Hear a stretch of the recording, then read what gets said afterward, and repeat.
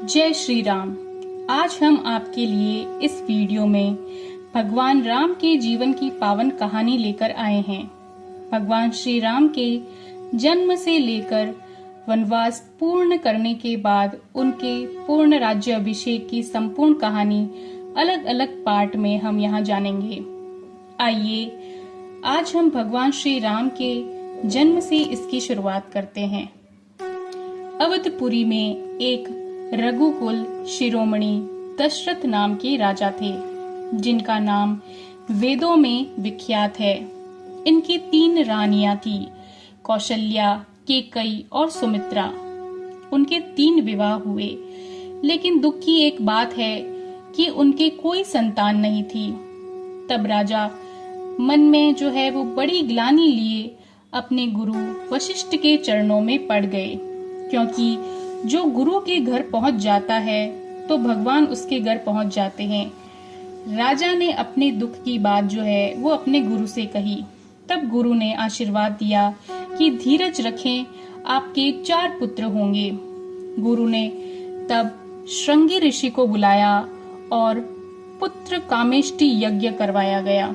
यज्ञ पूर्ण होने के बाद में अग्निदेव हाथ में खीर लेकर प्रकट हुए और कहा कि इस खीर का प्रसाद तीनों रानियों में बांट दो।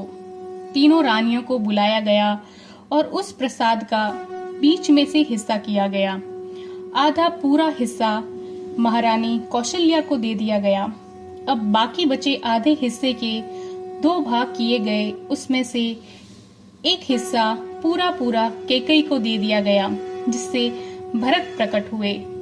अब एक हिस्सा बचा, उसके भी 2 भाग किए गए और एक हिस्सा कौशल्या का दिया गया और कौशल्या जी ने अपने हाथ से सुमित्रा जी को दिया, जिससे लक्ष्मण प्रकट हुए।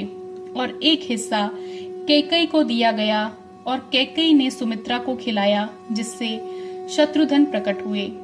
इस प्रकार सभी रानियां गर्भवती हुई। जिस दिन से भगवान गर्भ में आए, चारों ओर सुख संपत्ति छा गई। योग, लग्न, वार, तिथि, ग्रह सभी अनुकूल हो गए और वह समय भी आ गया। पवित्र चैत्र का महीना था, 9वीं तिथि थी, शुक्ल पक्ष और अभिजीत मुहूर्त था। दोपहर का समय था। वह पवित्र समय सबको शांति देने वाला था। शीतल मंद सुगंधित वायु चल रही थी। सभी देवतागण उस शुभ घड़ी का प्रतीक्षा कर रहे थे और उसी समय अवधपुरी के दिव्य भवन के दिव्य कक्ष में भगवान श्री राम प्रकट हुए। सभी के चेहरे पर हर्षित भाव से खिल गए और देवता पुष्पों की वर्षा करने लगे।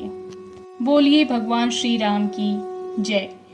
इसका आगे की कहानी हम आगे के पार्ट में जानेंगे।